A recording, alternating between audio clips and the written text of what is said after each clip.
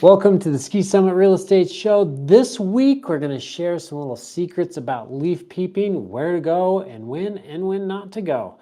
Also, we've got a great listing that we're going to cover. It's not my listing, but it is an excellent deal. I think it's a great opportunity. We're going to touch a little bit on the market, where the buyer opportunities are, but there's still opportunities out there for sellers. And we are going to highlight some pretty cool properties here in Summit County. So let's go into that without further ado. Ever dreamed of living in the heart of the Colorado mountains? Join me, Matt Dayton, Breckenridge native, Olympian, and mountain real estate expert. Here on the Ski Summit Show, we dive into everything you need to know about buying, investing, and living in iconic ski towns like Breckenridge, Frisco, and Keystone. From mountain real estate trends to investment opportunities, we bring you on the inside to help you make the most of your mountain life. Welcome to the Ski Summit Show number 131, your go-to source for Colorado mountain real estate news. I'm here with Benji, my producer. Hello, Benji. Howdy do. How do you do? I'm good, man. I'm good. So a little stumbly today, but I'm doing pretty well. All right, I'm stumbly every day. I took NyQuil way too late last night. Oh, no. I may have gotten like 3 hours of sleep. I'm still recovering. I'm just stunned by all the beautiful fall colors we got up here right now. So soaking that all in. It's been amazing. Nice. Yes.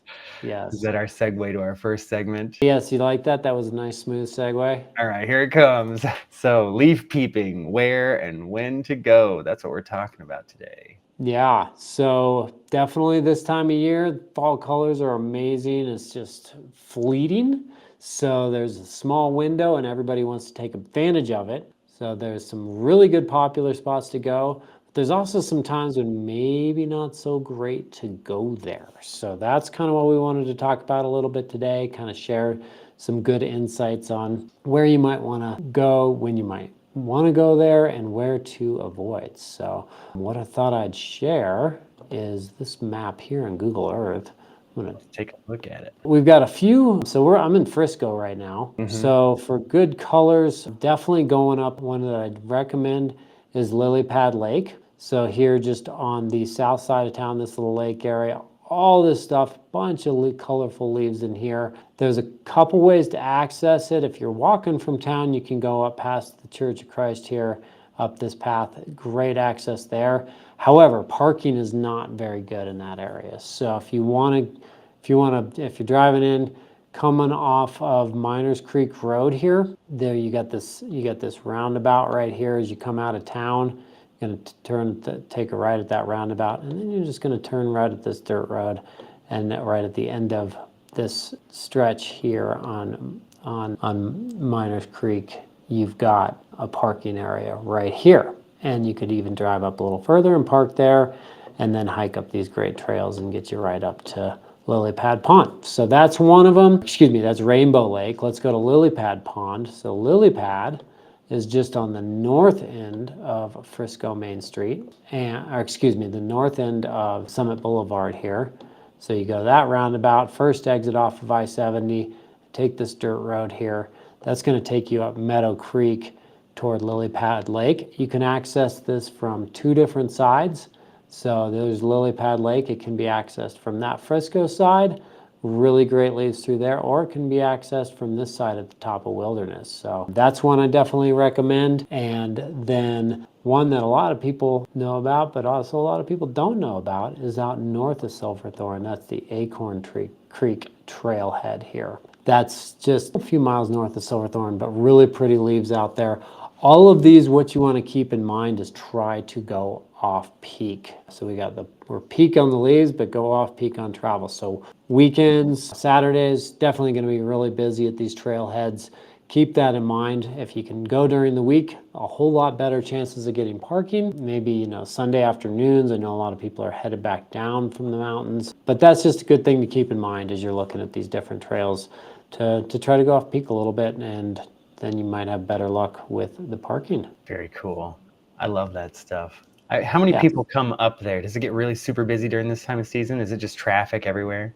It's not too crazy. I think people are just wanting to get out and enjoy this. So it's the trails are a bit busier, but town's not too crazy right now. All right. Well, that takes us into our ski news where we're talking about old homes versus new homes. I think it's like, how come old homes are more expensive now to purchase than new homes, right?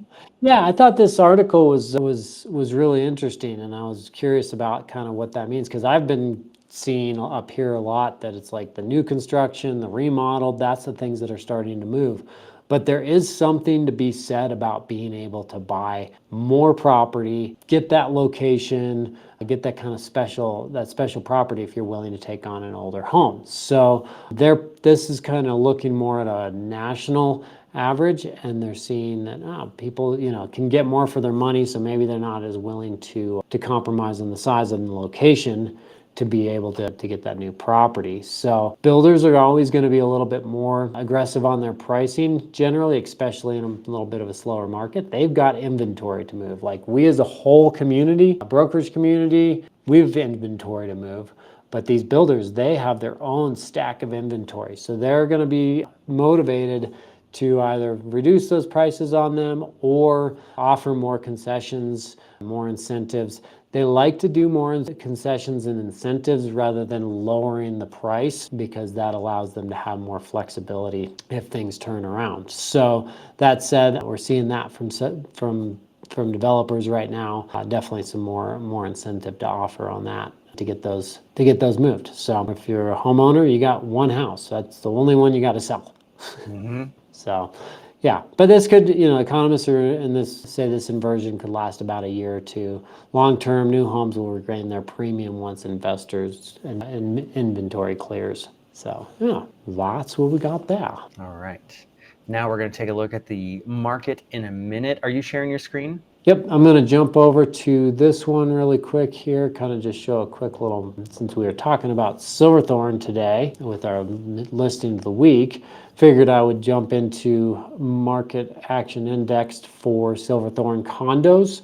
Here we've got just a slight buyer's advantage, a lot of new builds in Silverthorne. So that is where I think that maybe there's a lot of inventory there in that realm, good opportunities to pick up something nice and new and maybe a discount. So that's the buyer's index for condos. If we jump over to single family homes, also a little bit of a buyer's market with the median list price for homes in Silverthorne at 2.4 million and just a slight buyer's advantage. The market action index has been trending toward lower for several weeks while prices have remained relatively stable.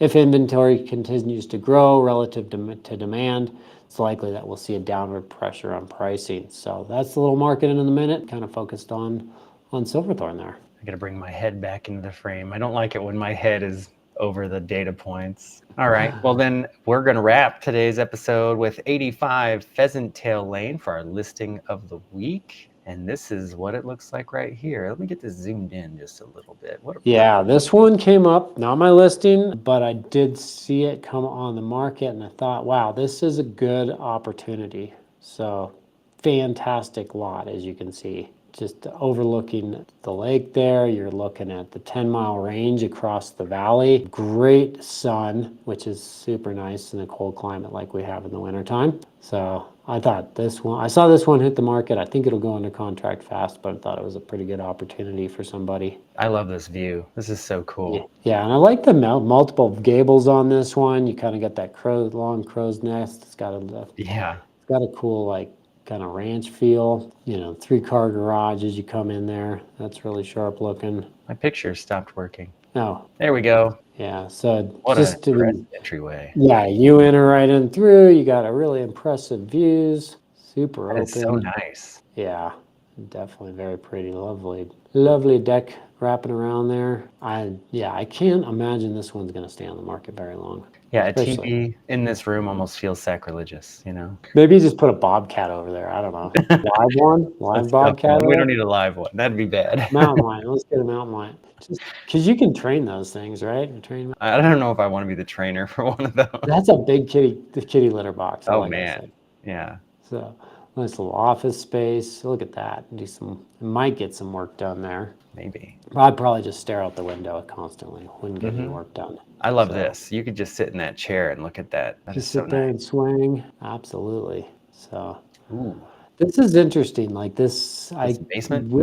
yeah, trying to figure out it's basement, but it's like that's the takes unfinished basement to a little bit different level. Yeah, I'm not sure what the story is down there. You could have a BMX track down there. you probably could. Yeah. Oh, have you seen people that have like construction RC cars in the basement? Ooh, that would be fun. Have you seen that? I got to send you some videos. Set up a little RC car track down there. Heck Yeah, yeah. but it's like bulldozers and stuff like that, and they actually move the Oh, dirt no out of way. the basement. Yeah. Yeah, There you go. So, well, that's 85 Pheasant Trail Lane. If you have any more questions on that one, feel free to reach out to me. I'd love to schedule a showing for you if you want to. So, and that's all I gosh, got. are we already done? Yep. Made Thanks it. so much for joining us for the Ski Summit Real Estate Show. If you enjoyed this episode, please give us a thumbs up, a like. We always appreciate you subscribing, but either way, we appreciate you being here. If you have any questions, feel free to reach out and hope to see you in the mountains soon. Take care.